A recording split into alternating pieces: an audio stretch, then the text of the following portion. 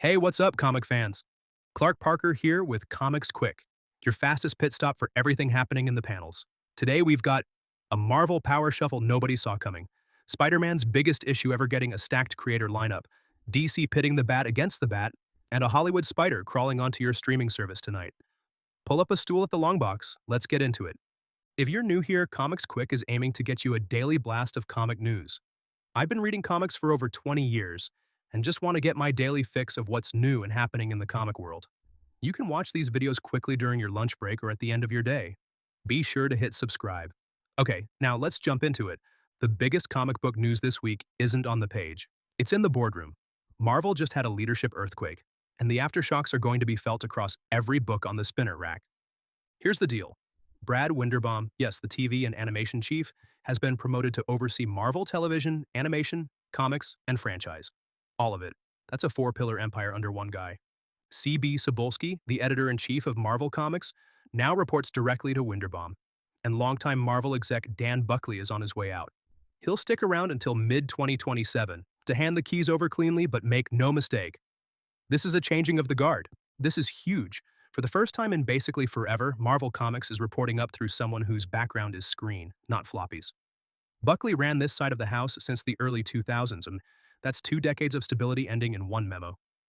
The trade press is calling this the biggest shakeup since the Disney acquisition itself, and that is not hyperbole. Here's what fans actually need to know. DC overtook Marvel in market share in 2025. Yeah, you heard me. The House of Ideas got beat. The Absolute Universe over at DC has been printing money and Marvel's been spread thin chasing the streaming fire hose. This restructuring is a direct response to that. The optimistic take, and there is one, is that Winderbaum genuinely loves comics. He came up through the books.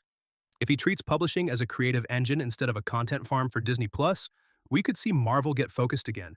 Tighter event planning, fewer $5 variants nobody asked for, and maybe, please, a slowdown on the relaunches.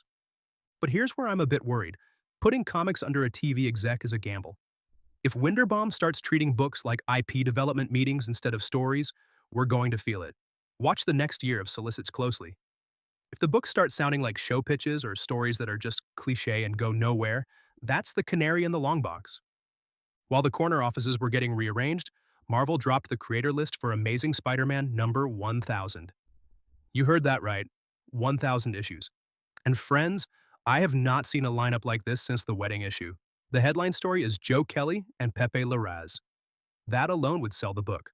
Kelly's run has been one of the best Spider-Man stretches in modern memory, and Larraz drawing it, that's a guaranteed snap-by.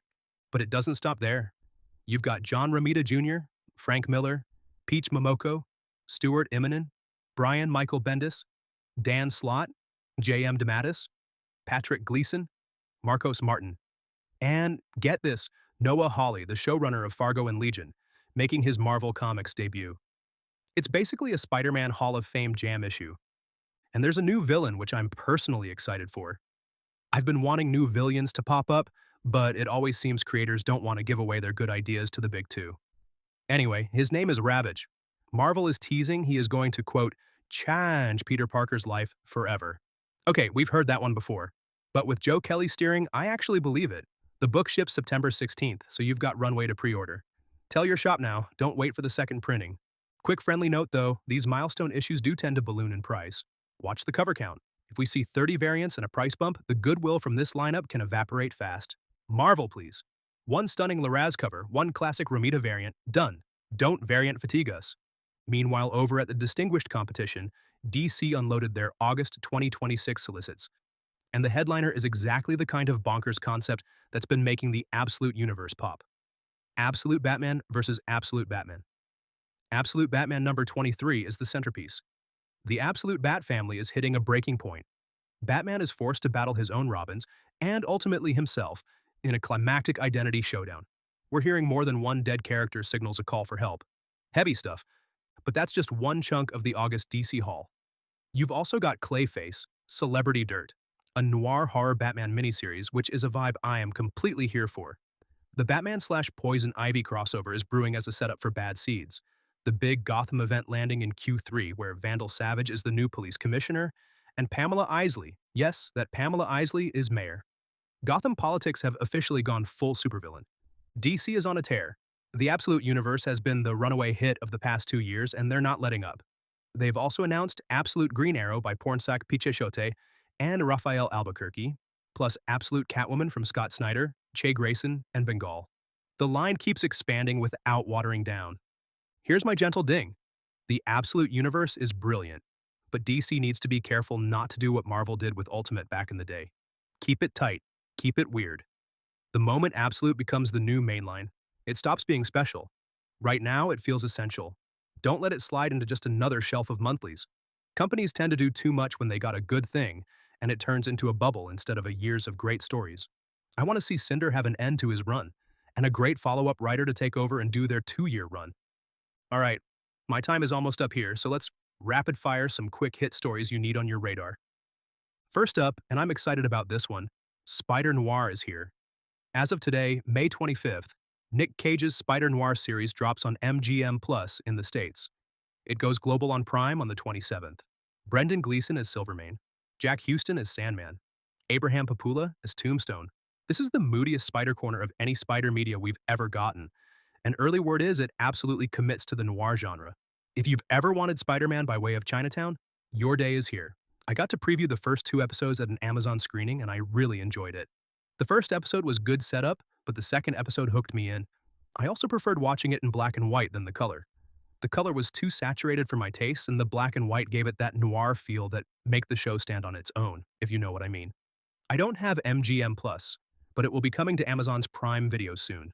When? Clark Parker is on the case, but I don't have that yet. Some cool Image Comics news. Iman Vellani, our Miss Marvel, is now writing comics. Image Comics announced her debut, a 5-issue neo-noir mini called Chachu, with art by Mariana Ignazi. It's loosely inspired by her own experiences in the entertainment industry, and it sounds genuinely personal. Hollywood actor turned comic writer doesn't always land, but Vellani is a real one. I'm betting this is good, but we'll have to wait and see. We had a big birthday this week. Happy 60th anniversary to Mary Jane Watson. The redhead herself, MJ, hit her 60th on May 23rd. Marvel is celebrating with covers and a retrospective campaign across the line. 60 years of Face It, Tiger. What a milestone. That's all we have for ComicsQuick today. Marvel is reorganizing for the first time in years. Spider-Man is getting his biggest issue ever. DC is doubling down on Absolute. And Nick Cage is whispering noir into our streaming devices tonight. Not a bad few days of cool comic news. If this helped you stay current, do me the favor. Smash that like button, hit subscribe, and ring the notification bell so you never miss a ComicsQuick report. Drop your hot takes in the comments. Is Winderbaum the right move for Marvel? Is the Absolute Universe overheating? Who are you betting steals the show in Spider-Man number 1000? I try to read every comment and appreciate your support as we grow this channel. Remember, go support your local comic shop, grab those pre-orders, and keep reading comics. I've been Clark Parker for ComicsQuick. See you at the spinner rack.